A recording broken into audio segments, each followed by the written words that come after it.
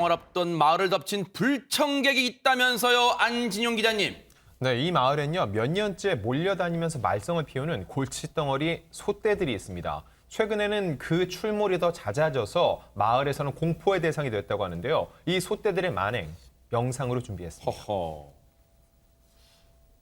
왜 만행이라는 표현이 나올까요? 네. 경남 창원의 한 마을입니다. 곰줄인 듯한 소 한 마리가 한가롭게 풀을 뜯고 있는 모습인데요. 어허. 그런데 문제는 소가 한 마리가 아니라는 겁니다. 어허. 돌아다니다 지친 건지 도로 옆 공터에 모여 앉아 편히 쉬고 있는 소떼들이 보이는데요. 세상에. 근데 이 소떼들 이렇게 가만히 있는 것만은 아닙니다. 그럼요. 이 소떼들이 이제 뛰어다니기 시작을 하는데요. 어허. 네, 이 소떼들이 뛰면은 아무래도 주변 사람들이 다칠 위험도 높아지는데 중요한 네. 거는 주변에 소 주인은 전혀 보이지가 않는 모습이고요. 어허. 소들도 모두 묶여 있지 않아서 이렇게 마을 어디든 편하게 돌아다닐 수가 있는 겁니다. 어허. 시도 때도 없이 나타나 마을을 활보하는 소떼들. 참다 못한 주민이 소떼를 쫓아내 보려고 해도 꿈쩍도 하지 않는 모습입니다. 네. 아니 최단비 변호사님 고삐 풀린 망아지가 아니라 고삐 풀린 소떼들이네요, 진짜로. 네, 맞습니다. 보시는 것처럼 이렇게 소들이 몰려다니고 있는데 이 몰려다니는 소들이 작은 소부터 다 큰 소까지 무려 20마리가 넘는다라고 하는 어허. 겁니다. 그러니까 사람들이 다가와도요. 사람들을 보고 깜짝 놀라거나 도망치기는커녕 계속해서 이 풀을 뜯어먹고 있고요. 그리고 때로 몰려다니면서 도로를 막기도 하는데 문제는 소들이 커서 불안한 것뿐만이 아니라 보시는 것처럼 저렇게 이 주민들이 키워놓은 농작물들을 다 먹어치운다는 아이고, 거예요. 텃밭 다 지금 망가졌어요, 네. 저 마을에 이 배추밭에 와서 김장 배추 800포기를 다 먹어치웠다라는 아이고, 건데. 어떡합니까, 지금? 그러니까 결국은 저 주민들 같은 경우는 1년 지어놓은 농작물들 다 지금 망가졌고요. 네. 이 소들 같은 경우에는 먹이가 부족하다 보니까 이렇게 인근 마을까지 내려온 것으로 보입니다. 세상에 앞서도 말씀해 주셨지만 지금 특히 김장철이잖아요. 한 해 동안 농사 지은 거 지금 다 지금 훼손되고 망가졌어요.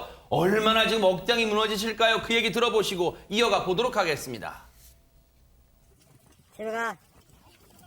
집에 가.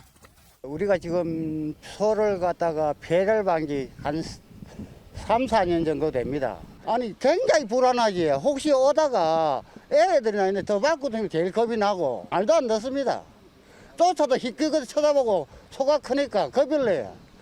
지금 한 보름 있다가 담으려고 했는데 그동안 와서 막 알만 쏙 다 빼먹고 배추 하나도 없습니다 지금. 나머지도 예 전부 발로 다 밟아서 지금 뭐 쓰도 못합니다 지금. 그거 하면서 그래 지중직한 거를 한 보름만 있으면 할 건데 1년 농사를 이렇게 망치니까 너무 안타깝고 예 너무 힘이 듭니다. 우리.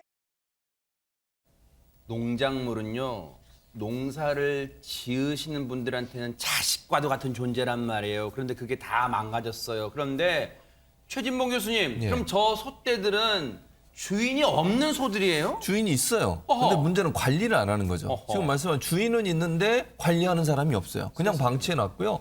또 주인은 있고 관리하는 사람도 없는 상황에서 축사도 없고 소들이 머무를 장소가 따로 마련돼 있지 않는 거예요. 어허. 그냥 방치해서 놔둔 거예요. 그러다 보니까 소들이 저렇게 마을을 돌아다니면서 회집고 다니면서 그냥 피해를 주고 있는 상황이잖아요. 네. 처음에 이게 10년 전에 처음으로 소가 나타났대요, 저기에. 아이고. 그때는 한 마리, 두 마리가 있었는데 이러다가 점점점 새끼를 낳고 이러면서 지금 20마리까지 늘어났어요. 아. 그런데 주인은 제대로 관리를 안 하고 있고 이러다 어허. 보니까 농작물 피해 커지죠. 또 지금 막 뛰어다니고 이러잖아요. 네. 등치 큰 소가 뛰어다니는데 저 마을에 100여 명 정도가 살고 계세요. 어머. 아이들도 있습니다. 아이들도. 그러겠네요. 얼마나 위험하겠습니까? 네. 혹시나 소가 뭐 와서 부딪히거나 받거나 이럴 수도 있는 거 아니겠어요? 주인이 저걸 제대로 관리 안 하고 방치하는 바람에 마을 주민들이 엄청난 피해를 지금 당하고 있는 상황입니다. 네. 저 정도면요, 저렇게 우리가 방목이라고 하잖아요. 널리 그냥 어디 울타리에 가두지 않는 거. 근데 깊은 산속이나 넓은 들판이라면 누가 뭐라 하겠습니까? 근데 여기는 지금 민가도 있고 지금 도심이 저기 주변에 뭐 주택도 있고 그렇잖아요. 지금 피해를 보신 분들이 이만저만이 아닐 것 같아요. 인철 변호사님. 그러니까 지금 영상이 이제 골프장에서도 막 난동을 부렸고요. 아, 그래요? 네, 이 소떼들이 정말로 이제 극심한 피해를 주고 있는데 그래서 많은 분들이 아니 그러면 소를 잡으면 될 거 아니야 이렇게 생각할 수가 있는데요. 만약에 멧돼지라든지 들개 같은 경우에는 이제 유해동물로 만약에 지정되면 잡을 수가 있습니다. 아하. 하지만 소는 유해동물이 아니잖아요. 네. 우리 인간에게 이로운 동물이라고 생각을 하잖아요. 그래서 유해동물로 이제 지정이 안 돼서 포획을 할 수가 없습니다. 그럼 네. 뭘 할 수 있느냐? 그냥 119나 112가 출동해가지고 이동 조치만 하는 겁니다. 네. 그러면 가장 좋은 거는 이 소 주인이 직접 관리를 하면 되는데 왜 관리를 안 하느냐? 소주인은 이렇게 얘기를 하고 있다고 뭐라고요? 합니다. 자식 같다, 소가. 자식 같기 때문에 그냥 좁은 데 가둬놓고 싶지 않은 것 같아요. 그래서 뭐 저도 이 말 듣고 정말 황당했는데 저는 이 소주인에게 이렇게 반문하고 싶습니다. 뭐라고요? 사람 같은 경우에도요. 예를 들어서 우리 자식이 막 이렇게 다른 사람에게 피해 준다. 교도소 보내거든요. 아하. 사람도. 네. 소들이 이렇게 많은 사람들에게 피해를 입히고 있으니까 이거는 서로 사랑하는 게 아닙니다. 아하. 아무리 본인의 권리도 중요하지만 다른 사람에게 피해를 주지 않은 한도 내에서 권리 주장하시기 바랍니다. 정말 좋은 말씀이에요. 앞서 말씀드렸죠. 농작물도 그 농사를 지으신 분은 자식 같은 존재란 말이에요. 그러면 내 자식이 귀하면 남의 자식 귀한 줄도 알아야 되는 거 아닙니까? 이 소 주인을 설득도 했다는데 이 주민분들이 그런데 돌아온 대답은 뭐였을까요? 그 얘기 좀 들어보시고 이어가 보도록 하겠습니다. 절대 응하지를 않습니다. 그분이. 그래서 지금도 속수무책으로 지금 소를 방류하고 있는데 자기가 아주 아끼는 예인 양처럼 그렇게 생각하는 입장으로 자기가 밝혔어요. 그래서 그 소를 팔면은 도살장에 가기 때문에 소를 팔지 못하겠다는 그런 입장을 밝히고 있습니다. 소를 자식처럼 아끼고 사랑하는 거 좋아요. 다시 말씀드리지만 남에게 피해는 안 줘야 되잖아요. 근데 이 정도면요, 손정희 변호사님, 주민들은 대화로 풀어보려고 했지만 안 됐어요. 그러면 지자체, 공권력 좀 나서야 되는 거 아니에요? 지자체가 나섰습니다. 여러 번 이제 설득하고 관련된 조치로 축산시설을 제대로 만들지 않고 관리하지 않았다라고 해서 과태료 처분도 내렸는데요. 610만 원을 부과했으나 개선이 되지 않고 있는 실정입니다. 과태료를 내지 않아서 소 3마리에 대해서는 지금 압류 진행과 공매 절차가 진행 중이라고 하는데 이런 절차가 진행된다고 하더라도 지금의 문제가 해결되진 않기 때문에 마을 주민들은 모여서 손해배상 청구를 해야 된다, 집단 소송을 해야 된다, 준비하겠다라는 입장을 보이고 있고요. 네. 창원시에서도 도저히 설득이 되지 않았기 때문에 소 주인을 상대로 동물보호법 위반 혐의로 조치를 했는데 이것도 이제 신속하게 어떤 조치가 이루어지는 것은 아니기 때문에 사실은 마을 주민들 입장에서 굉장히 좀 어려운 처해지지 않을까 합니다. 소 주인분께서 방송을 보고 있다면요, 마음을 고쳐 먹으세요. 지금이라도.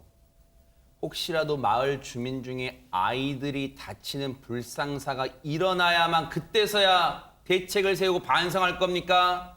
제발 더 큰 화가 일어나기 전에 다시 한번 생각 고쳐먹고 주민들의 요청 받아주시길 기대를 해보도록 하겠습니다. 대선 얘기해볼까요? 대선이 오늘로서 딱 90일 앞으로 다가왔습니다. 그런데 윤석열 국민의힘 후보 뭐 하루가 멀다 하고 2030 청년층 표심 잡기에 지금 열을 올리고 있는데 이번에 간 곳은 어디였을까요? 영상 만나보시고 이어가 보도록 하겠습니다. 여기 막히면 안 됩니다.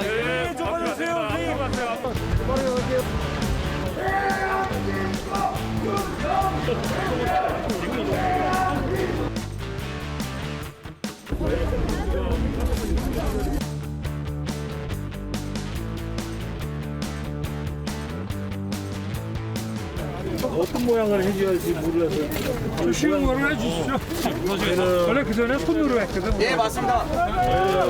별 모양. 별이요? 스타. 우리 후보가 스타니까.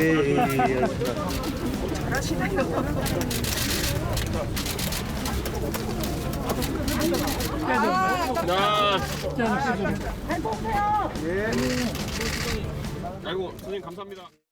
야, 이제 거리에 가득합니다. 시민들이. 물론 그런데 거리두기 팻말은 들고 있었지만 거리두기가 안 지켜졌어요. 일단은 윤석열 후보 주변에 사진 찍으려는 인파도 몰리고 있는데 엊그저께 봤던 모습과 좀 비슷한 면도 있는 것 같긴 합니다. 손정희 변호사님. 비슷한 면은 젊음의 거리에 있다라는 거고요. 많은 사람들이 이제 밀집해 있다라는 점은 같은 점일 텐데 장소는 다르죠. 부산 서면이고 한 곳은 서울 대학로 이제 젊음의 거리였습니다. 네.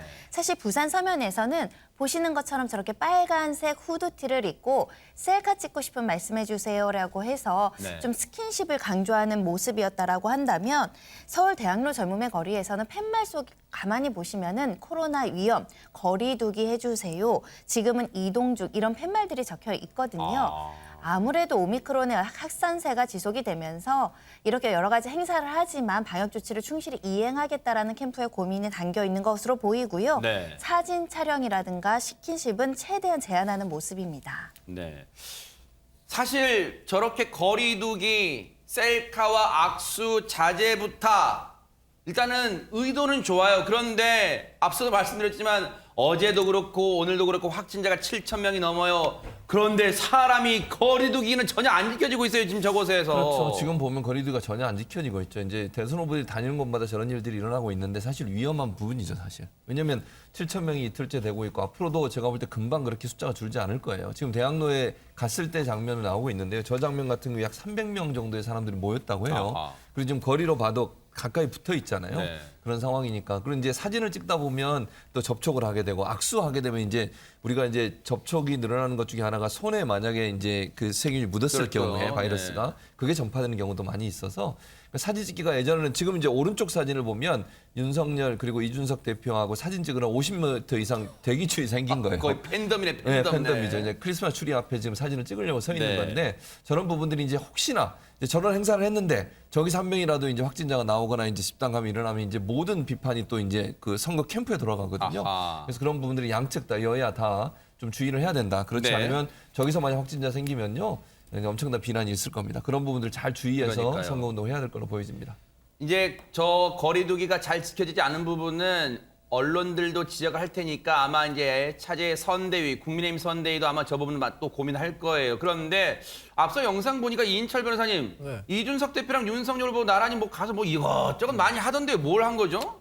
바로 달고나 뽑기 게임을 한 겁니다. 아하. 예. 여러분 이제 오징어 게임 보셨잖아요. 오징어 게임에서 뽑기가 이제 유행 아닙니까? 그래서 이제 둘이 또 친분을 과시할 겸 이렇게 뽑기 달고나를 이제 한 겁니다. 아, 여기군요. 네. 근데 이제 그 달고나 할 때 이제 모양을 이제 본인이 고를 수가 있는데 이 대표가 이제 윤 후보에게 별 모양을 이제 추천합니다. 아하. 이제 스타가 되니까 네. 별 모양을 추천했고 뭐 이 대표는 이제 화살표 모양의 그 모양을 이제 선택했는데 네.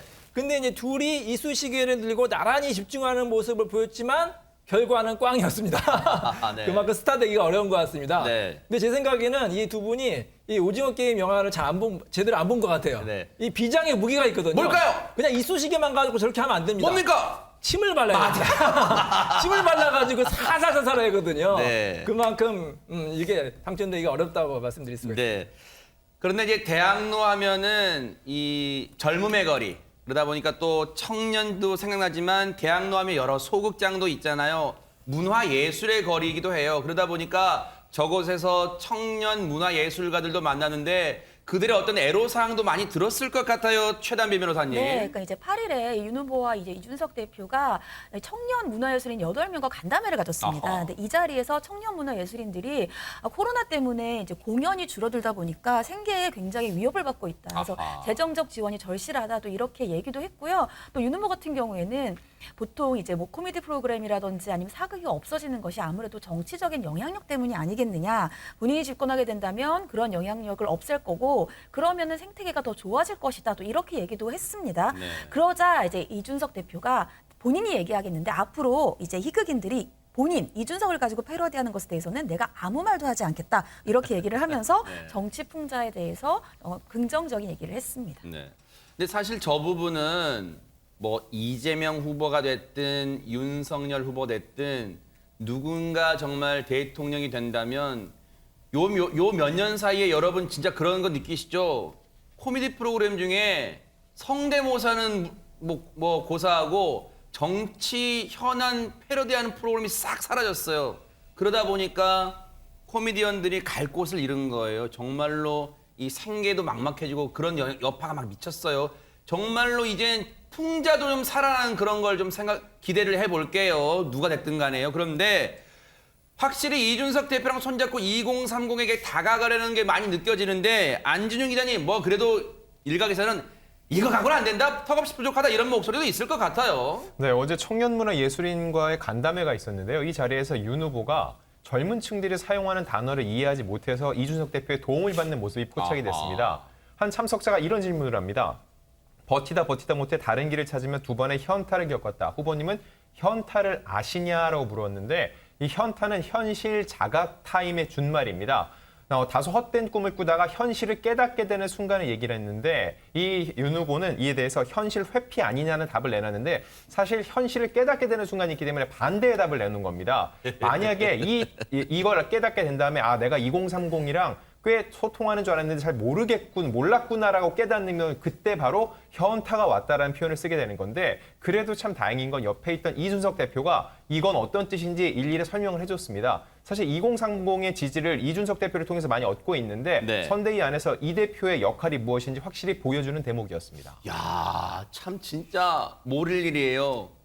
진짜 지난주만 해도 우리가 그거 갖고 얘기했잖아요. 야, 지금 윤석열, 이준석의 갈등 대체 언제까지 갈까 막 그랬는데 언제 그랬냐는 듯 옆에서 자상하게 윤석열 후보를 막 도움을 주는 이준석 대표예요. 지금 바늘 가는데 실 가는 그런 모양새예요. 그런데 같이 붙어 다니면 습관 뭐 그런 것도 닮아갈까요? 영상 하나 보시고 이어가 보도록 하겠습니다. M본부 개그맨 중에 성대모사 똑같이 하는 친구가 있어요. 지금 만약 특징을 잡아본다면 후보님 특징이 뭐가 있을까요? 일단은 그 도리도리 말고. 그거 말고 이제 그 말씀하실 때 이제 전문 용어로 이제 그 헛기침이라고 그러거든요. 뭐 요게 있는데 저는 잘 못하는데 똑같이 하는 친구가 있으니까 기대하셔도 좋을 것 같아요. 저는 캐치한 하라면 방금 전에도 하셨는데 네. 말씀하신 이게 있어. 이거요. 배를 가리시는. 배를 이렇게 가리시면 이렇게 자세 고쳐 앉으시고 이렇게 있어. 그거 좀 흉내내가지고. 특징을 잘 잡았습니다. 그런데 그 재밌는 표현이 있어요. 뭐 따라해보라고 하면서 도리도리는 빼고 이런 얘기를 떼놓지 않습니다. 또. 그러니까 이 정치풍자 얘기를 하면서 이제 윤석열 후보의 특징에 대해서 얘기를 하는데 도리도리는 이제 너무 많이 알려진 거니까 그거 말고 좀 이제 특징을 캐치해달라 이렇게 얘기를 한 거고요. 이준석 대표 같은 경우에도 따라서 했고 아까 이제 진행자도 이런 얘기를 했어요. 그러니까 여기에 대해서 굉장히 이제 윤 후보가 재미있어 하면서도 내가 그거를 많이 고치려고 노력을 했는데 쉽지가 않더라. 그러니까 본인에 대한 고치려는 노력도 하고 있다. 또 이런 어필도 했습니다. 네. 한때 또 민주당에서는 그랬잖아요. 이 말하는 이 특징 중에 앞에 말을 시작할 때 저 이런 걸 넣으니까 윤석열 후보는 달걀 후보냐 에그를 넣는다고 해서 막 이 비꼬기도 했어요. 그런데 그런 또 말투 표현을 또 특징을 잘 잡았습니다. 그런데 이렇게 보신 것처럼 윤석열 후보와 이준석 대표가 여러 유권자 시민들을 만나는 장면이 하하호호 이런 장면만 있었던 건 아닙니다. 정말 진지한 만남의 장면도 있었는데요. 영상 만나보시고 이어가 보도록 하겠습니다. 초당적으로 함께 우리 장애인들이 정상인하고 똑같이 비장애인과 똑같이 차별받지 않고 자기 역량을 다 발휘할 수 있게끔 정말요? 눈물 나올 것 같습니다. 최진봉 교수님, 네. 저 일정은 애초에 예정된 일정이었나요? 어떤 일정이었습니까? 없던 일정이었어요. 없던 일정이었어요. 원래 일정이 있던 거 아니고요. 본인이 이제 청년 문화 예술인과 만남을 위해서 이동을 하고 있었는데 이동하는 장소에 아마 대학로에서 이제 시위를 하고 계셨나 봐요. 장애인분들이 이제 장애인 차별을 철폐해달라라고 하는 시위를 하고 있는데 그걸 지나가다가 이제 저분들하고 만나서 대화를 하는 장면이에요. 네.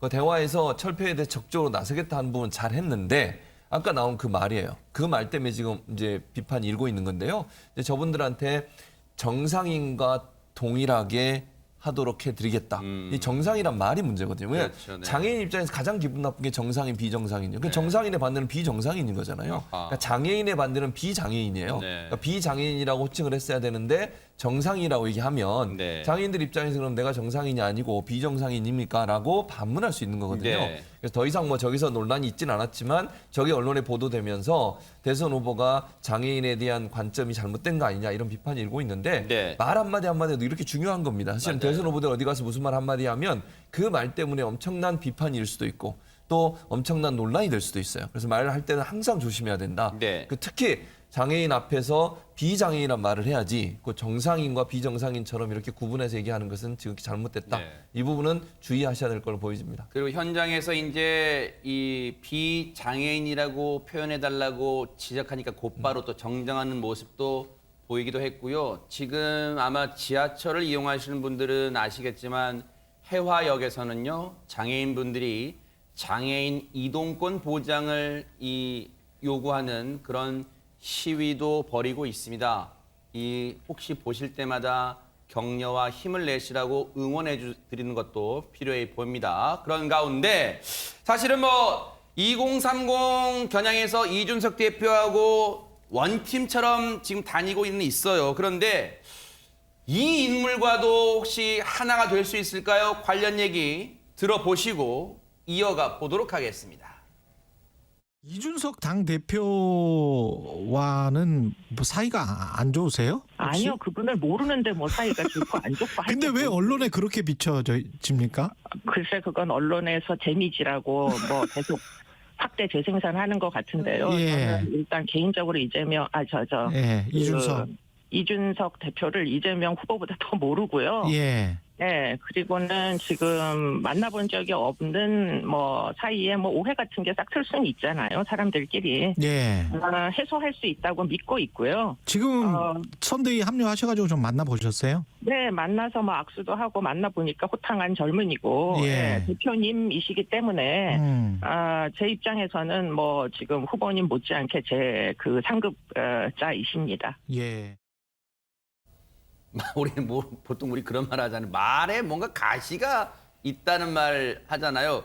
뭔가 지금 이수정 공동선대위원장의 얘기를 들어보면 이인철 변호사님 일단 직접적으로 안 친하다고 했어요. 친할 기회도 없잖아요. 지금 서로 알도 못하는 사이인데 지금 말투를 보면은 글쎄요, 조금 뭔가 좀 감정이 남아 있나요? 어떻습니까? 아무래도 공동선대위 될 때 이준석 대표가 반대를 했다고 전해지지 않습니까? 자신을 반대한 사람을 그렇게 썩 좋게 평가하지는 않겠죠. 그래도 지금은 이제 많이 봉합이 된 것 같은데 사실 제가 개인적으로 두 사람은 이준석 대표는 옛날에 방송을 같이 한 적이 있고 이순영 교수님하고 약간은 친한 편이에요. 그래서 많이 만났는데 두 사람 평가를 해보면은 이준석 대표는 굉장히 야망이 큰 사람이라고 느꼈습니다. 제가 예전에 이런 질문을 해서 이준석 대표한테 5년 전에 이준석 대표가 정치 안 할 때 앞으로 어떤 사람이 되고 싶냐 그렇게 질문했더니 이런 대답을 했어요. 뭐라고요? 본인은 임명직 정치는 안 하겠다. 선출직 정치는 하겠다. 그러니까 이제 국회의원이나 더 이제 다른 걸 하겠다는 거죠. 그래서 굉장히 야망이 큰 젊은이 이런 생각이 들고요. 이수정 교수님은 굉장히 이제 차갑고 식하게 보이는데 개인적으로 사적으로 만나면 굉장히 재밌는 분이세요. 농담도 많이 하고. 그래서 그분이 진면목을 잘 안 보이는 것 같습니다. 그래서 이렇게 우리가 이제 방송에서 보는 거랑 실제로 사적으로 이제 만나는 거랑 다르거든요. 두 분이 앞으로 많은 활약을 했으면 좋겠습니다. 그렇게 농담 잘하시던 이수정 교수님 왜 뉴스파이터 나오셨을 때 농담 안 하셨어요? 네, 아쉬워요. 그런데 때 아닌 반말 논란이 있었다면서요, 안진영 기자님. 네, 지난 7일 이용호 무소속 의원의 입당식에서 벌어진 일입니다. 이 원희룡 전 지사가 이준석 대표와 이수정 경기대 교수의 이런 논란을 의식한 듯 이 대표 때 이렇게 얘기를 합니다. 잠깐만 와봐라고 부른 뒤 두 분 악수 좀 해봐라고 말했습니다. 이에 이준석 대표는요, 웃음과 함께 90도로 허리를 숙이면서 악수를 나눴는데요.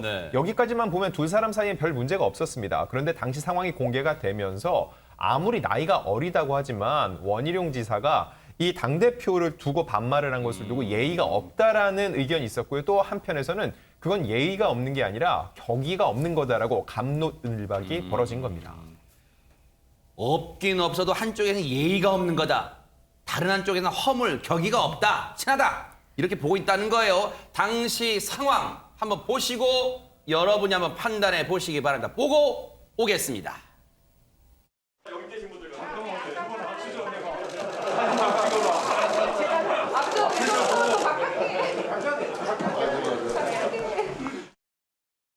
일단 저 표현에 원희룡 본부장이 잠깐 일로 와봐 악수해봐 하니까 일단 좌중에서 폭소가 터졌어요. 근데 최진봉 교수님 보실 때는 어떤가요? 지금 무례한 상황인가요? 어떻습니까? 저는 저게 이제 개인적으로 무례하냐 안 하냐의 문제보다는요. 공적인 자리잖아요. 그러니까 입당을 하는 자리고 언론들도 와 있고 공식적으로 행사가 진행되는 과정에서 대표가 물론 어리고 뭐 예전부터 알고 있었을 수 있지만 그럼에도 불구하고 저런 표현을 하는 것은 저는 부적절하다고 생각합니다. 특히 20, 30대가 볼 땐 저런 부분을 정말 싫어해요. 저는 이제 학교에서도 마찬가지인데 학생들이 예전에는 교수들이 반말도 하고 뭐 반말이 이제 친근감의 표현이잖아요, 사실은. 근데 요즘 학생들은 그런 걸 불쾌하는 경우도 많이 있습니다. 맞아요, 그러니까 네. 존중해달라. 네. 수업 시간에 예컨대 학생을 부르고 학생한테 대화할 때 존댓말로 하고 근데 예전에는 이제 교수님들 그거보다는 좀 더 편하게 그냥 대하는 경우들이 많이 있었거든요. 근데 20대들이 요즘 생각은 달라요. 그러니까 공식적인 자리에서 개인적으로 만나서 얘기하는 것과 다르게 좀 예의를 갖춰주는 걸 원하는 건데 좀 어쨌든 지금 이준석 대표가 이제 나이가 어리니까 네. 그렇게 한 거 아니냐는 오해를 불러일으킬 수 있고 대표잖아요. 어쨌든.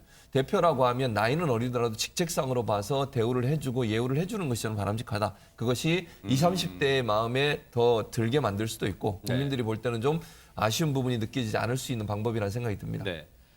사실 당사자인 이준석 대표는 원희룡 본부장의 저 당시의 표현을 그냥 대수롭지 않게 여기고 넘길 수도 있어요. 그런데 저 장면이 오히려 이분의 심기를 좀 건드린 것 같아요. 손정혜 변호사님. 네, 홍준표 의원인데요. 홍준표 의원이 만든 청년의 꿈, 청문홍답이라는 코너에서 한 글 작성자가 국힘 중진들은 기본적으로 당대표들에게 반말을 하나 봅니다. 어쨌거나 당의 어른인데 원희룡 전 지사는 공석에서 반말을 하네요. 이런 비판의 글을 올렸더니 홍준표 의원이 짧은 답변으로 버릇이 없어서라는 답변을 남겼습니다. 사실 이준석 대표의 나이 관련해서 홍준표 의원이 함부로 하면 안 된다는 그런 뜻을 내비친 건 전에도 그런 글이 있었잖아요. 손정희 변호사님. 26일경이죠. 자신의 SNS를 통해서 당대표를 패싱하고 깔보는 정당은 이익 집단에 불과하고 정당이라고 보기 어렵다. 아무리 나이가 어린다고 하더라도 선출된 당대표는 당의 제일 어른이다. 이런 발언도 했었던 만큼 당대표의 나이를 불문하고 존중과 외유를 갖춰야 된다라는 여러 차례의 주장이 있었습니다. 네. 아니 그럼 손정희 변호사님, 홍준표 의원은 이준석 대표한테 깍듯하게 그럼 해요? 실제로 본인은? 실제로 이준석 대표가 당대표가 되기 전에는 모르겠는데 당대표가 된 이후에는 깍듯하게 존댓말로 어떤 예우나 존경의 표시를 한다라고 합니다. 본인은 실천을 하고 있군요. 홍준표 의원은. 그런데 홍준표 의원이 전에도 이 버릇 관련 지적을 한 상황이 있습니다. 관련 영상 좀 만나보시고 이어가 보도록 하겠습니다. 보세요. 네. 제가 그 조사 때 입회했던 변호사입니다. 아니 말씀을 왜 그렇게 버릇없이 해요? 그렇게 터무니없는 이야기를 이보세요라니. 토론할 때 보면은 뭐 공격적으로 하시고 뭐 이래도 우리 홍준표 그 후보님께서 그 말씀하실 때 보면 굉장히 귀여운 데가 있어요. 이렇게 그 말씀하실 때 보면 굉장히 귀여운 데가 있어요. 이렇게 그리고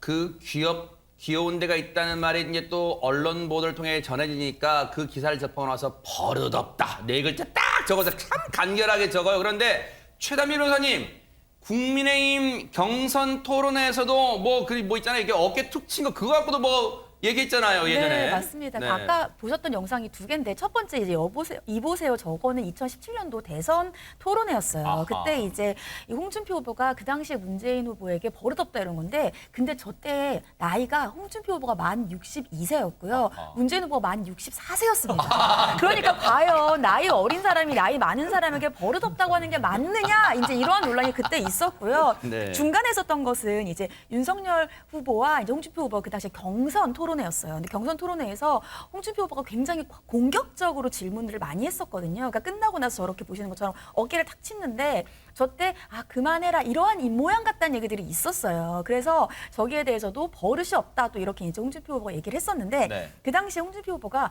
색감한 후배가 할 행동은 아니다. 그러면서 윤 후보가 이제 기수가 9기 차이거든. 9기 나 밑이에요. 연수원 기수로? 연수원 기수가 9기나 차이가 나면 뒤돌아봤을 때 서 있는 줄 끝도 안 보이는 그런 관계다. 그러니까 그만큼 내가 훨씬 위의 선배다 이런 얘기도 했었고 네. 마지막으로 이제 서울대에 갔을 때 윤 후보에게 서울대생이 홍준표 후보가 왜 인기 있는 것 같느냐 이랬더니 이제 귀엽다 이렇게 얘기했더니 이제 또 버릇없다 이렇게 얘기를 한 겁니다. 그렇군요. 그렇다면 홍준표 의원에게 버릇없다는 한 소리 들은 원희룡 본부장 어떤 반응이었을까도 궁금합니다. 이인철 변호사님. 그러니까 이제 원지사는 당시 현장 분위기를 부드럽게 하기 위해서 그런 거다. 뭐 사적으로 만날 때는 반말하지 않는다. 뭐 저는 이제 원지사의 해명을 이제 믿고 싶은데 네. 원지사뿐만 아니라 이제 제가 이제 모든 정치인에게 한 가지 좀 부탁드릴 게 좀 있습니다. 뭘까요? 제발 좀 막말 좀 하지 마십시오. 막말. 우리 국민들은 좀 지쳤습니다. 처음에 막말을 막 하면요. 그게 이제 인기가 좀 높아집니다. 네. 근데 오래 가지가 않아요. 그걸 누구 보면 알 수 있느냐? 미국의 트럼프 대통령 보면 알 수 있습니다. 아하. 처음에 막 인기가 막 높았잖아요. 근데 그 막말도 오래 가면 이게 이제 사람이 식상하고 아, 저 사람이 좀 예의가 없구나 이런 생각이 들거든요. 네. 근데 막말을 하게 되면 그게 어떻게 보면 국민들한테 저게 나한테도 좀 하는 소린다 이렇게 좀 생각할 수도 있어요. 그래서 제발 이제 정치인들 뭐 토론회도 좋고 뭐 뉴스에도 좋고 막말하지 마시고 특히 상대방에게도 비록 지금은 적대적이긴 하지만 막말을 좀 안 했으면 좋겠습니다. 그러네요. 좋은 예의를 좀 말씀이에요. 지키고 오히려 말을 잘하면 그 사람이 품격이 높아 보이거든요. 네. 그 사람이 더 올라갈 수가 있습니다.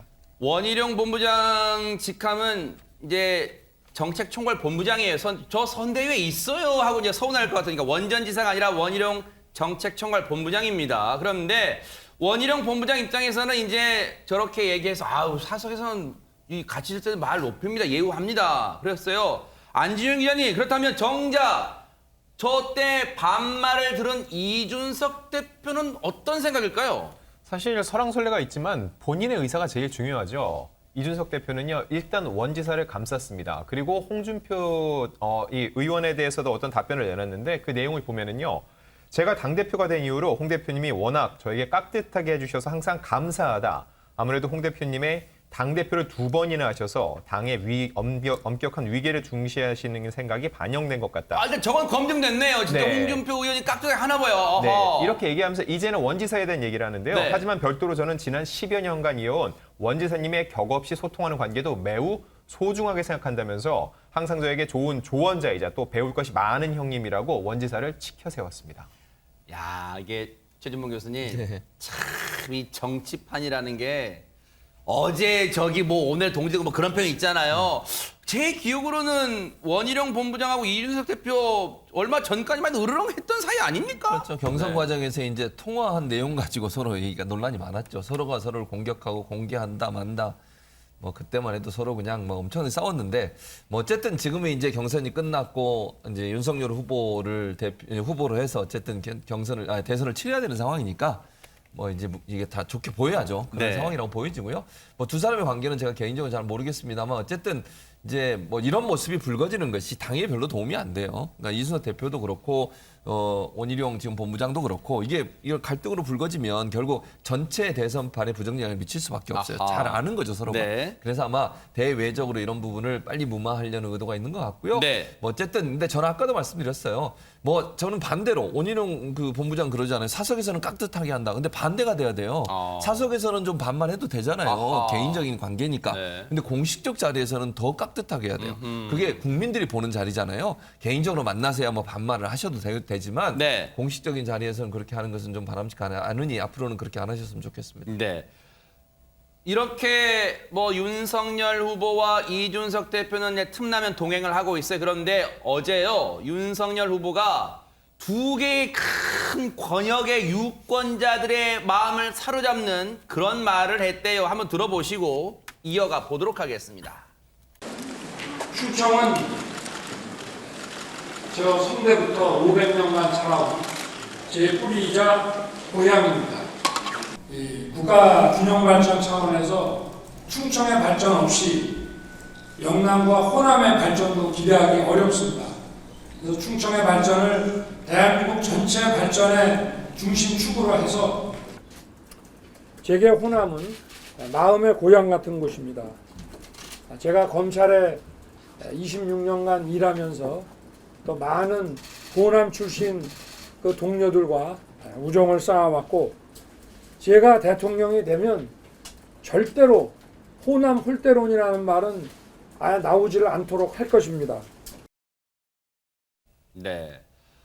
뭔가 지금 충청의 마음도 잡고 호남도 건드리고 지금 이랬어요. 손정희 변호사님. 충청과 호남에 이제 구애를 하는 장면을 보신 건데요. 어제였습니다. 오전에는 충청도 관련한 행사에, 오후에는 호남 관련한 행사에 각각 참여한 건데요.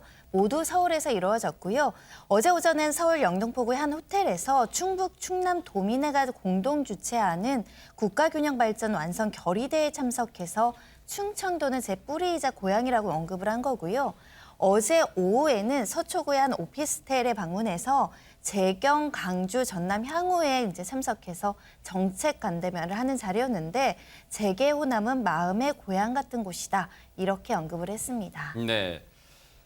이 충청은요, 이 선친 그리고 그 조부 할아버지 때부터도 충청이 고향이니까 고향이라고 우리 피에 우리 핏줄 쭉 기원을 올라가면 우길 수 있잖아요. 아, 충청 내 고향이면 충청의 아들이면 할 수 있잖아요. 근데 최단비 변호사님, 호남은 왜 마음의 고향 그런 얘기를 한 거예요? 그렇죠. 윤 후보가 왜 호남의 마음의 고향이냐 이렇게 얘기를 했는데 본인이 호남에 대해서 굉장히 각별한 애정을 가지고 있다라는 거예요. 그리고 내가 정치를 시작해야겠다 이렇게 결심을 했을 때에도 가장 먼저 찾아간 곳이 호남이었다 이렇게 얘기를 하면서 내 마음의 고향 같은 곳이다 이렇게 얘기를 하고요. 또 그러면서 호남이 우리나라 민주주의 발전에 엄청난 공로가 있고 이제 시대가 나아갈 길을 밝히는 선구자 같은 역할을 한다 또 이렇게 높게 평가하기도 했습니다.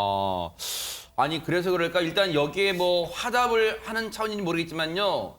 재경 그러니까 서울에 있는 호남 향후회가 있잖아요. 물론 다 모든 지역에 다 이제 재경 향후회가 있습니다. 그런데 이 역사가요 66년 됐대요. 그런데 66년 만에 최단비 변호사님 처음으로 보수 진영의 대선 후보를 초청했다. 이런 기사가 있던데 맞아요? 네, 맞습니다. 그러니까 윤석열 후보 측에서도 이 부분에 대해서 굉장히 의미를 부여하고 있어요. 그러니까 이 보수 후보를 초청한 것이 66년 만에 처음이다 이렇게 얘기를 하면서 아무래도 윤 후보 같은 경우에는 호남에 대해서 굉장히 애정 공세를 계속해서 하고 있거든요. 거기에다가 이제 위원장으로 온 김종인 위원장 같은 경우도 서진 정책으로 호남에 대해서 굉장히 애정을 갖고 있기 때문에 이러한 것들이 이제는 점점 의미를 부여하고 있고 나타나고 있는 것이다 이렇게 평가를 했습니다. 네. 하지만 이제 단추 하나 끼운 정도의 왜냐하면 최재문 교수님 아직까지 호남 분들 전체가 마음을 열기에는 그리고 윤석열 후보의 노력이 턱없이 부족하다고 많이 느끼실 수 있어요. 그렇죠. 일단은 지난번에 전두환 씨 옹호 발언 때문에 얼마나 큰 폭풍이 있었습니까. 그것도 이제 해명하고 무마하려고 광주까지 내려갔었고. 근데 그랬으면 그 다음부터는 이런 비슷한 일이 나오면 안 되는 거잖아요. 그래야 신뢰를 구축할 수 있는 건데. 이제 노재승 씨 관련해서 선대위원장으로 임명을 했는데 이분이 발언 내용 중에 5.18 관련 발언이 있어요. 그렇죠. 두 가지가 크게 문제가 되는데 첫째는 5.18 특별법 얘기하면서 5.18에 대해서 토론할 수 있는 기회마저 안 준다. 이렇게 비판을 했거든요. 폄훼하고 비하하는. 근데 5.18에 이 토론하는 걸 안 주는 게 아니고 5.18 특별법을 만든 이유가 뭡니까? 5.18이 역사적으로 민주화 운동으로 증명이 됐고 전두환 쿠데타 정권이 국민과 시민들을 탄압했다. 이건 명확하게 인정이 된 거잖아요. 그걸 왜곡하고 폄훼하고 비하하는 행동을 못하게 하기 위해서 특별법을 만든 겁니다. 그 토론을 말고 다른 토론을 하지 말라는 게 아니잖아요. 그럼 그 토론을 다시 하자는 겁니까 지금? 그게 이해가 안 되는 거고 5.18의 시민군에서 폭동 수준이라고 비유해서 말씀을 하셨어요.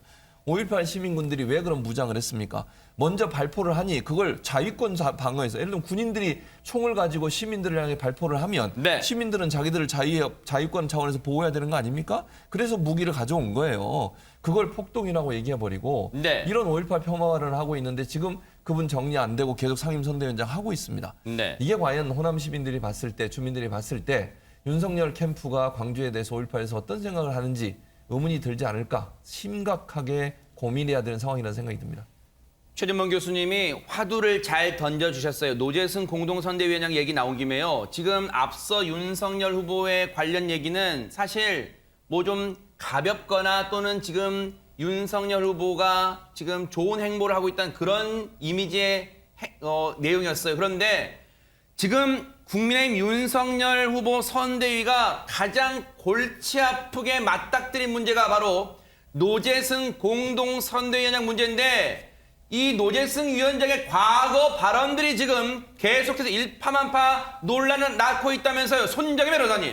본인이 스스로 과거에 SNS를 통해서 올린 글이나 영상, 댓글들이 문제가 되고 있습니다.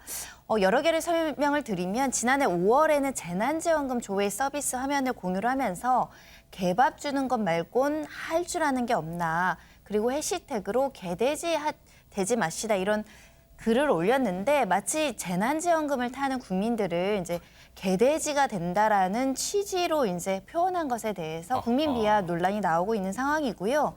지난 8월에는 우리가 강복절을 맞이했을 때 백범 김구 선생에 대해서는 김구는 국밥 좀 늦게 나왔다고 사람 죽인 인간이다 이렇게 좀 비하하는 댓글을 쓰기도 무슨 했었고 소리예요? 지난 9월경에는 우매한 국민들 마스크 착용을 종용한다라고 하면서 오늘도 우매한 국민들은 서로 손가락질하면서 마스크 착용을 종용하고 감시한다라고 해서 국민들을 또 우매하다라고 좀 비판한 것이 문제가 됐고 지난달 같은 경우는 대선 후보 사자 가상 대결 결과를 보도한 뉴스화면을 이제 같이 공유를 하면서 네. 가난하게 태어났는데 그걸 내세우는 사람 정말 싫다. 검정고시 치는 걸 자랑하는 건 정상적으로 단계를 밟아간 사람들을 모욕할 뿐이다라고 하면서 가난한 사람들 또 검정고시 치는 사람에 대해서 비하적인 표현을 했다라고 논란이 되고 있습니다. 네. 지금 과거 발언이라고는 하지만요.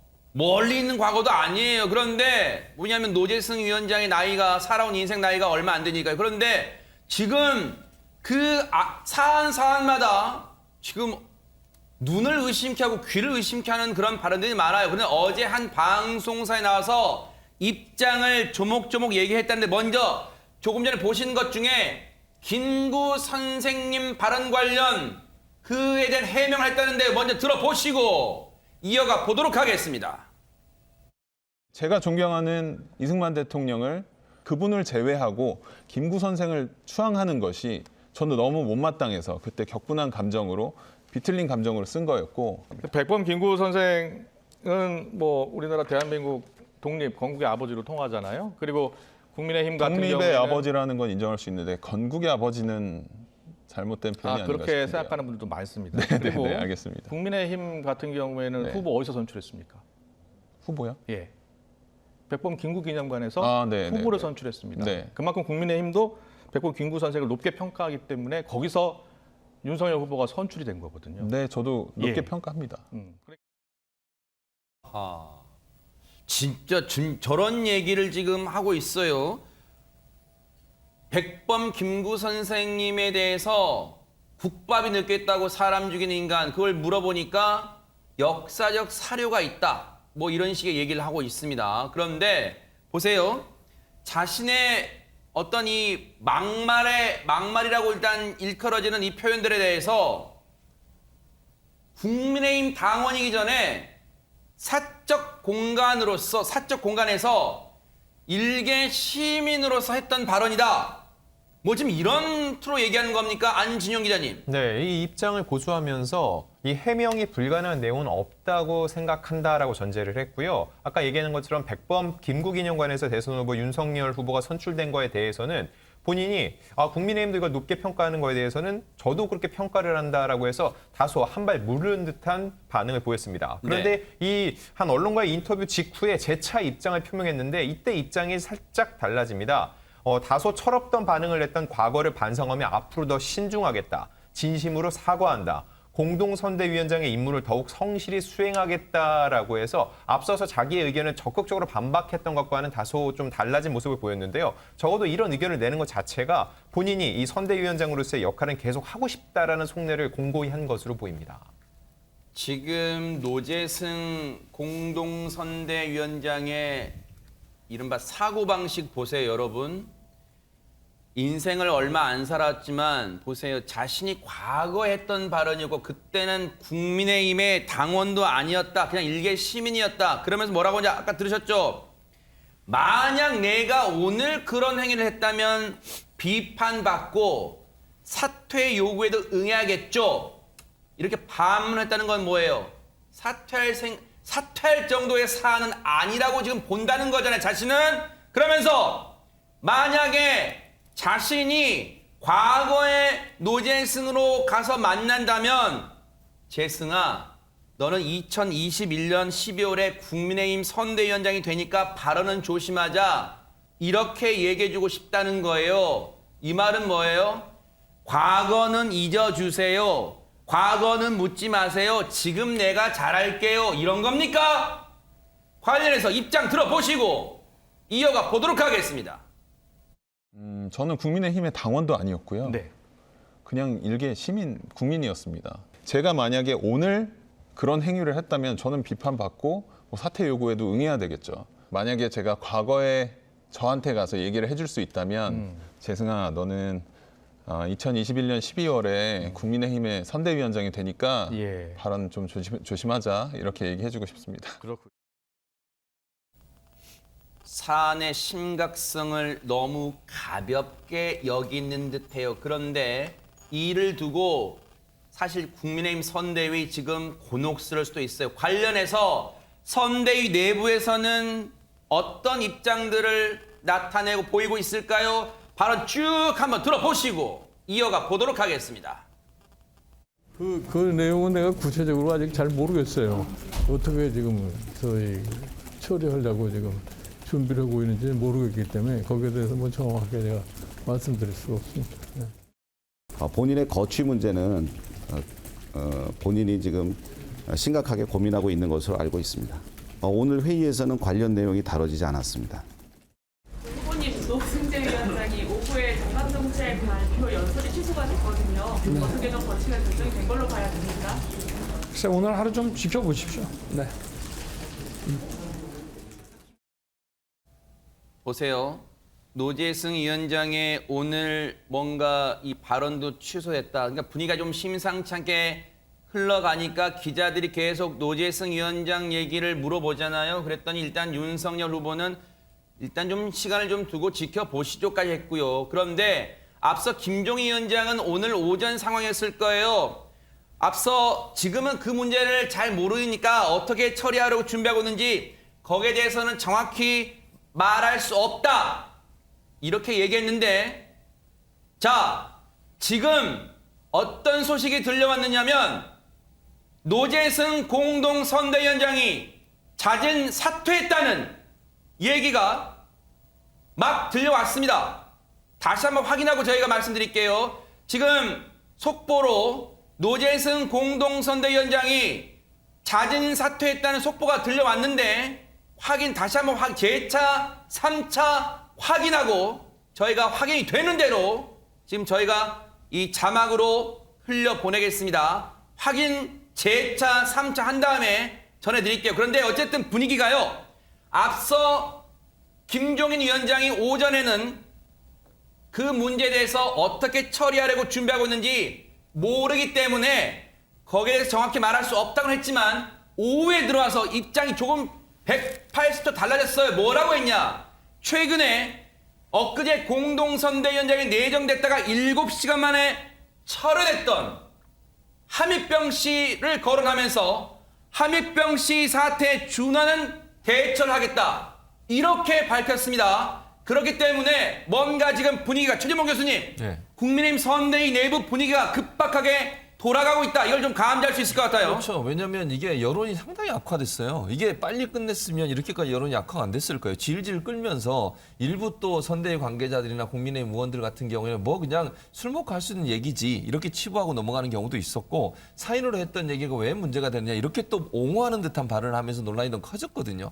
근데 이게 일파만파 커지고 있고요. 지금 저 노 위원장이 발언했던 내용이요. 점점 늘어나고 있어요. 왜냐하면 이 네티즌들이나 일반 시민들이 찾아내고 있거든요, 지금. 이게 SNS상에 올린 글 본인이 했던 발언들이 처음에 몇 개 안 됐는데 점점 뭐 검정고 출신들을 비하한다든지 이런 얘기도 있었고요. 그런 부분들이 점점 더 나오고 있기 때문에 만약 이 사람을 계속 안고 갔을 때는 윤석열한테 엄청난 이제 짐이 될 수밖에 없어요. 네. 그런 부분들이 아마 이제 인지된 것 같고 또 하나는 이걸 그냥 선대위원장, 총괄선대위원장이라는 후보가 물러나라 이렇게 얘기하는 것이 부담이 될 수 있어요. 왜냐하면 저분이 어쨌든 20, 30대를 대표하는 사람으로서 들어온 거잖아요. 그래서 스스로 본인이 물러나게 하기 위해서 아마 여러 얘기들이 있었을 겁니다. 그래서 이제 잦은 사퇴 쪽으로 가닥을 잡는 것이 후보에게도 부담을 안 주고 문제를 해결할 수 있는 방안이다. 이런 생각을 아마 해서 시간이 좀 걸린 걸로 보여집니다. 지금 비니좌로 불렸었던 글쎄 뭐랄까요, 별칭이라고 하겠습니다.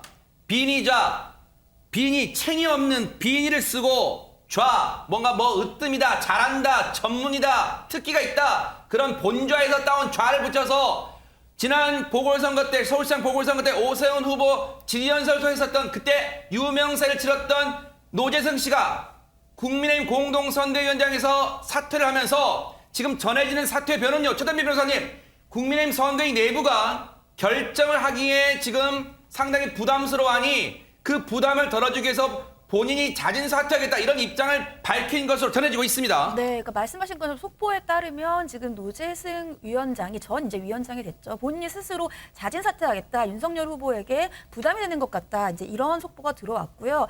사실은 원래는 오늘 정강정책 TV 연설이 원래 계획되어 있었습니다. 그래서 오전까지만 해도 이 연설을 하고 나서 어떠한 흐름이 있는지를 보고 나서 결정을 하지 않겠느냐 이런 얘기들이 있었는데. 이게 취소가 됐어요. 취소가 되면서 말씀하신 것처럼 김종인 위원장 같은 경우에도 예전에도 이제 영입이 됐다가 과거 발언으로 문제된 사람들이 있었으니까 그 기준에 따르지 않겠느냐, 오늘 중으로 결정하지 않겠느냐 이런 얘기들이 있었고, 이 본부 관계자 같은 경우에도 지금 현재 노 위원장이 윤 후보에게 부담이 되고 있다 또 이런 언급들이 있었거든요. 급박하게 이제 돌아가면서 노 위원장 스스로가 사퇴를 하면서 윤 후보에게 부담을 끼치지 않겠다라고 결정을 내린 것으로 보입니다. 사실 제가 어제 방송 끝나고 저희 후배들, 지금 국회 출입하는 후배들에게 조금 이렇게 저렇게 분위기를 물어봤을 때 노재승 공동선대위원장 문제가 결코 가볍게 넘길 산이 아니라는 게 국민의힘 내부, 선대위 내부에서 나오고 있다, 기류가 감지되고 있다 이런 말을 전해줬고요. 그러다 보면 이거 결국 이번 주말까지도 가지 않을 것 같다 이런 분위기가 전해졌었는데 결국 노재승 공동선대위원장이 당에 부담을 주는 게 싫다 그런 취지로 입장을 밝혔고 결국은 국민의힘 내부, 국민의힘 선대위가 경질 차원의 어떤 그런 선택하기 전에 자진 사퇴 모양새를 취하면서 일단 자리에서는 물러났습니다. 그런데 사실 기자들은 그렇게 결코 가볍게 넘길 산이 아니라고 봤는데 지도부에서는요 이런 입장도 있었어요. 아이 그거 별거 아니다. 조금은 가볍게 여기는 그런 분위기도 있었습니다. 관련 발언 좀 들어보시고 이어가 보도록 하겠습니다. 사실 저 개인적인 생각은요. 네. 그분이 공적인 인물도 아니었고 또 뭐 사실 우리가 그냥 어디 술자리에서 앉아서 뒷담화하는 경우의 이야기는 굉장히 많이 할 수 있잖아요, 뭐든지. 그래서 제 이야기는 그렇기 때문에 우리 사회가 그 정도는 좀 봐줄 수 있지 않느냐는 거는 제 개인 생각이에요. 부적절한 발언 틀림없다고 저는 생각하고요. 예. 근데 이제 그분이 뭐 어떻다라는 판단은 일단은 조사가 다 끝난 다음에 판단을 해야 되는 거 아닌가 개인적으로는 그렇게 생각하고 있습니다. 예. 보세요. 이수정 공동선대위원장은 부적절하다고 분명 입장을 밝혔는데 김재원 최고위원의 일단 인식이 지금 노재승 공동선대위원장이 자진 사퇴는 했지만 이 부분의 여파가 김재원 최고위원의 발언 때문에 계속해서 여진이 남아있을 것으로 지금 보여요. 최재명 교수님. 그렇죠. 그러니까 그게 더 문제라고 저는 봐요. 그리고 김재원 지금 최고위원뿐만 아니라 권성동 총괄 본부장도 살다 보면 실수할 수도 있다. 이런 뉘앙스의 말도 하셨고요. 근데 저런 말을 하면 제가 이렇게 물어볼게요. 그러면 지난번에 조동윤 교수 관련해서 개인의 내밀한 부분이잖아요. 그 부분 가지고 얼마나 공격을 했습니까? 물러나야 된다고 얘기 안 했습니까? 그걸 가지고 선대위원장 하는 것이 과연 적절하냐고 얼마나 공격을 했습니까? 네. 그러면 그분이 과연 그러면 그 내밀한 일이 아주 오래전에 있었던 일, 10년 전에 있었던 일이고 그게 선대위원장 하기 전에 있었던 일이잖아요. 그거 갖고 공격해놓고 이제 와서는 왜 우리한테 이러냐고 얘기하면 네. 국민들이 볼 때 어떻게 받아들이겠습니까? 그리고 한미병 시건도 그래요. 그것도 선대위원장 되기 전에 있었던 일이에요. 그거 가지고 7시간 만에 철회했잖아요. 그럼 왜 지금 노재승 씨한테만 이런 잣대를 대고 괜찮다고 얘기하고 술 먹으면서 얘기할 수 있는 얘기라고 얘기를 합니까? 국민들은 이거 이해 못해요. 이러면 같은 기준으로 얘기를 하셔야죠. 그래서 저는 이렇게 대응하는 것 자체가 어찌 보면 더 안 좋은 상황을 만드는 거예요. 네. 좀 더 적절하게 빠른 시간에 해결했으면 이렇게까지 문제가 커지지 않을 수 있었는데 그 부분을 제대로 처리하지 못하는 바람에 더 큰 문제가 됐다고 저는 봅니다. 손정희 변호사님, 사실 이 부분이 윤석열 후보 입장에서는 부담이 될 수밖에 없었던 게 앞서 보세요. 호남은 마음의 고향이라고 재경 광주 전남 향후에 가서 얘기를 해놓는데 이게 노재승 공동선대위원장의 이 문제를 결론 짓지 못하고 매듭되지 못하고 계속 갈 때는 엄청난 부담으로 작용할 수밖에 없었다. 이런 생각도 있었을까요? 어떻습니까? 그러다 보니까 인사안에 대해서 책임 소재를 묻는 목소리도 나오고 있습니다. 총괄 선대위원장 자리가 어느 정도 정리가 되면서 좀 통합하는 모습, 화합하는 모습으로 굉장히 잘 나갈 수 있었음에도 불구하고 계속된 실책, 인사 실책이 있다 보니까 누가 영입을 했느냐, 그리고 영입을 했으면 어떻게 할지에 대해서 우왕좌왕할 것이 아니라 정당한 기준을 세우고 좀 일사분란하게 움직여야 됨에도 불구하고 당내에서 여러 의견이 다양하게 나오다 보니까 책임지는 사람이 없다, 이런 목소리가 있을 수 있고요. 민주당이든 국민의힘이든 지금 인선 하나하나 선거에 영향을 미칠 수 있기 때문에 신중해야 되고, 또 잘못된 인선에 대해서는 또 사과하고 또 사퇴하는 모습도 사실은 조금 일사불란하게 처리해야 된다, 이렇게 말씀드릴 수 있습니다. 노재승 공동선대위원장직에 임명된 지 임명장 잉크가 채 마르기도 전에 자신의 과거 발언 논란 책임을 지고 자진 사퇴했다는 소식은 이어지는 뉴스 와이드와 그리고 MBN 김주아 앵커가 진행하는 종합뉴스에서 자세히 전해드리도록 하겠습니다. 이재명 후보 얘기를 해볼까요? 자, 이재명 후보 어제 좀 의미가 있는 체험에 나섰다고 하는데 관련 영상 보시고 이어가 보도록 하겠습니다.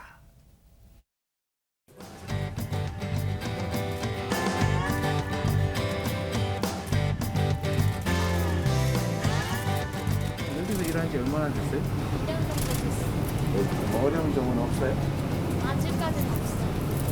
무슨 보수나 근무 시간이나 이런 데 대해서 뭐 어떤 문제를 느끼거나 그러진 않아요?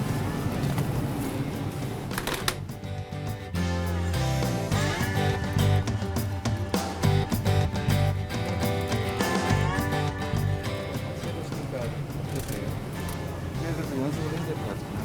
거꾸로 넣으셨어요. 아, 이렇게 안 했어요. 장애인도 또 비장애인도 차별 없이 누구나 원하는 경우에는 일할 기회를 얻을 수 있도록 하는 게 중요하다고 생각합니다. 장애가 있는 사람 입장에서 우리 사회가 장애에 대해서도 장벽이 없는 배리어 프리한 사회로. 사실 최단비 변호사님, 꼭 어떤 중요한 굵직한 선거 때만 저러지 말고 정치권에 계신, 정치하신다는 분들은 정말로 정기적으로 이런 꼭 체험이란 말을 붙이지 않더라도 이런 데 가보셔야 돼요. 왜? 우리 국민이 어떻게 진짜 살고 있는가를 몸소 느껴야 됩니다. 네, 맞습니다. 그러니까 지금 이제 이재명 후보가 찾은 곳이 편의점처럼 보였잖아요. 근데 저곳이 그냥 편의점이 아니고요. 우리나라 최초로 있는 장애인 직업훈련형 그 편의점이에요. 그래서 지금 이재명 후보가 본인이 실제로 이제 작업복도 입고 그리고 물건도 정리하고 박스도 나르고 이렇게 한 10분 정도 체험을 했는데, 이 저기에 대해서 이제 우리가 장애인들에 대해서 복지를 지원하는 것도 중요하지만 사실은 인격적으로 본인이 원하는 일자리를 갖는 것들이 더욱더 중요하기 때문에 이렇게 장애인 채용 문제에 접근을 하겠다, 이런 얘기도 했고요. 그러면서 본인의 장애 얘기도 했어요. 나도 사실은 장애가 있는데 우리 사회가 장애에 대해서 좀 더 장벽이 낮아져야 되는 것이 아니냐, 또 이런 언급도 했습니다. 사실 이재명 후보 본인이 인터뷰 나와서 밝혔지만요, 왼쪽 팔이 소년공 시절에 압축, 이제 프레스기라고 하잖아요. 압축기에 들어가서 빨려 들어가서 장애를 팔이 비틀어졌어요. 그래서 왼쪽 팔이 이렇게 비틀어졌다는 거 보인 바도 있어요. 소매를 직접 걷어서요. 이제 저렇게 자신의 아픔도 있기 때문에 더더욱 지금 사회적 약자라고 이제 불리는 장애인분들의 아픔을 많이 공감하는 그런 행보를 또 했습니다. 그런데 이 일회성에 그치지 않고 쭉 이어지고 있다면서요, 이인철 변호사님.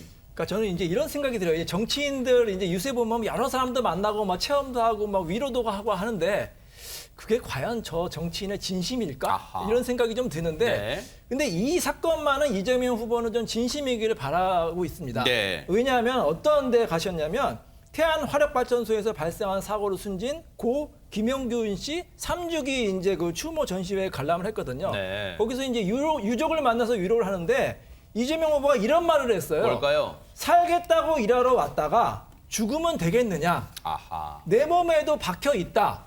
그래서 저게 무슨 말이지? 내 몸에도 박혀 있다는 게 무슨 말이지? 아까 근데 우리 앵커님께서 말씀하셨듯이 이재명 후보가 이제 집안이 가난해서 이제 초등학교 졸업하고 이제 공장에서 일을 하다가 프레스기에 손목에 관절이 눌려서 왼팔에 이제 장애를 입었거든요. 그래서 또 6급 장애, 본인이 장애인이에요. 네. 그래서 다른 문제는 모르겠어요. 다른 문제는 모르겠지만 이 산재와 장애에 관련해서는 좀 관심이 많지 않나 이런 네. 생각이 들긴 합니다. 그래서 이제 오늘 SNS에 이런 또 글을 올렸습니다. 후진적인 산재 사망과 위험의 외주와 고리를 끊겠다.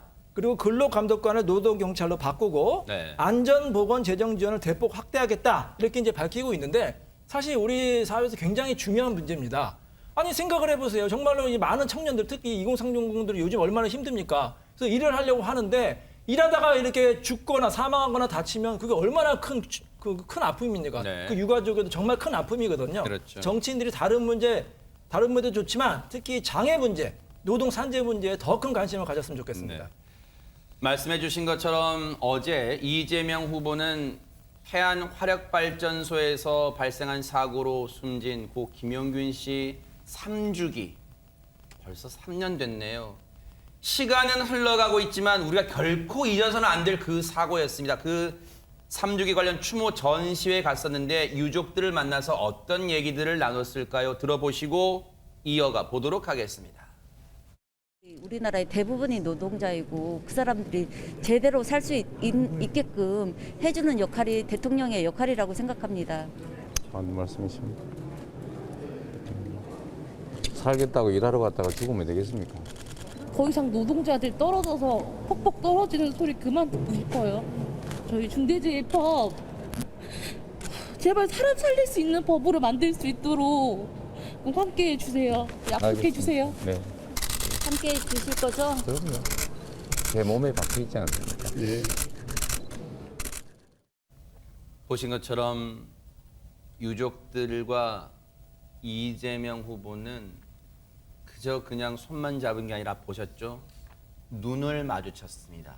저 굳은 약속 지켜질 거라고 믿어 의심치 않습니다. 그런데 사실 앞서도 말씀드렸지만 가난한 집안의 소년공 시절도 보냈어요. 그런데 지금의 자신이 있기까지 누구 덕분이다 또 이런 것도 밝혔다면서요. 안진용 기자님. 네, 어제 어떻게 엇나가지 않았느냐는 질문에 관하여라는 웹 자서전을 공개했습니다. 그 안에 내용을 살펴보면 이런 대목이 있습니다. 가난했고 초등학교 졸업하자마자 공장에 다녔고 자주 두들겨 맞았고 팔도 다치고 후각도 잃었으며 심지어 공부도 못하게 하던 아버지가 있었음에도 엇나가지 않은 이유는 넘치게 사랑해주던 엄마 때문이라고 밝혔고요. 그러면서 어린 마음에도 엄마를 기쁘게 해준 일이 가장 우선이었다면서 불과 15살에 엄마의 약을 사기 위해서 한 달 월급을 쓰기도 했다면서 어머니를 향한 각별한 애정을 드러냈습니다. 네.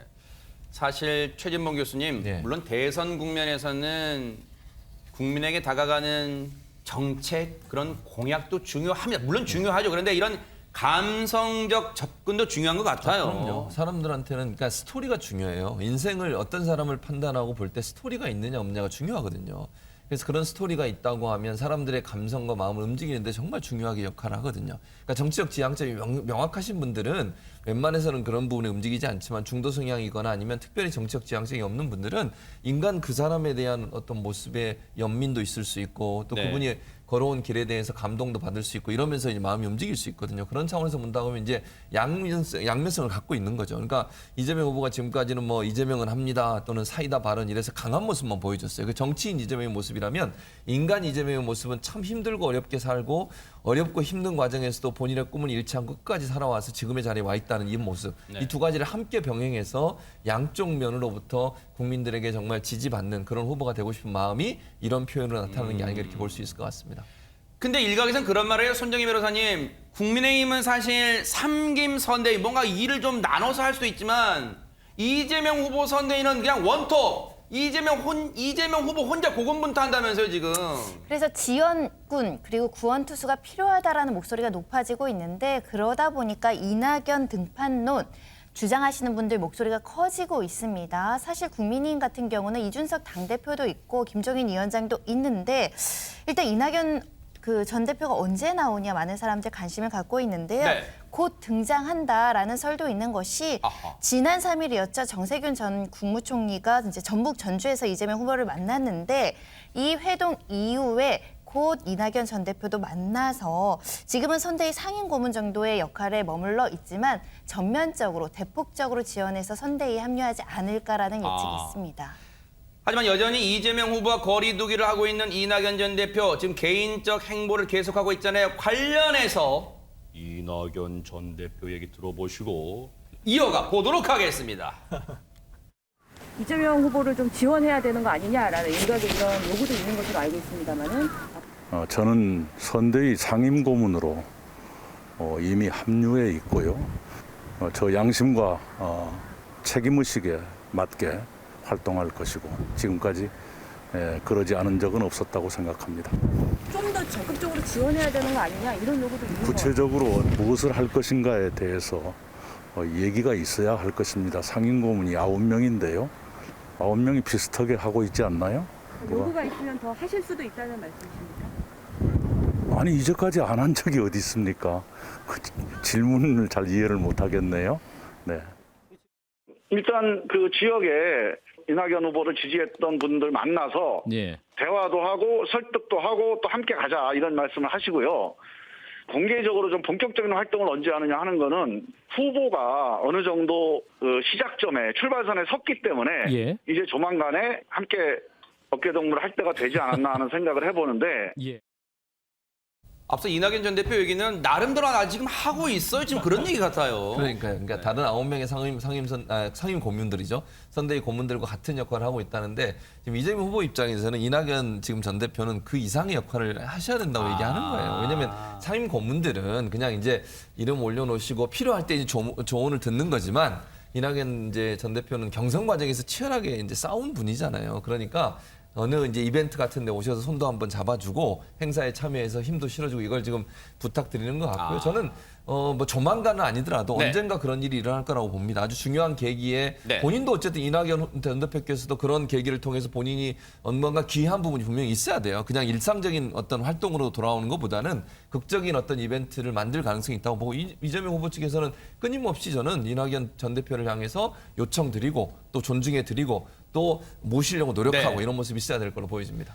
그런가 하면 안진용 기자님, 추미애 전 장관이 올린 사진 한 장이 지금 떠들썩하다면서요. 왜 그런 겁니까? 네, 추미애 전 장관과 윤석열 후보는요, 과거 검찰 개혁을 두고 대립각을 세웠었죠. 이런 와중에 이제 김성애 열린민주당 대변인이 SNS에 이런 글을 올립니다.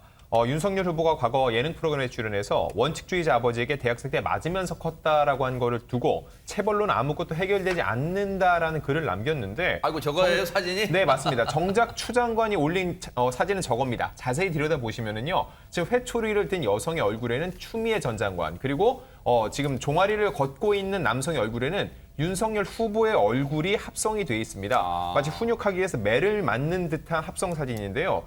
이걸 이제 해석을 해보면은요, 추미애 전 장관 입장에서는 무언가 바로잡기 위해서 본인은 회초리를 들겠다, 체벌이라도 하겠다라는 의지를 표명한 게 아닌가라는 생각이 듭니다. 네. 추미애 전 장관 정말 내공이 대단한 정치인입니다.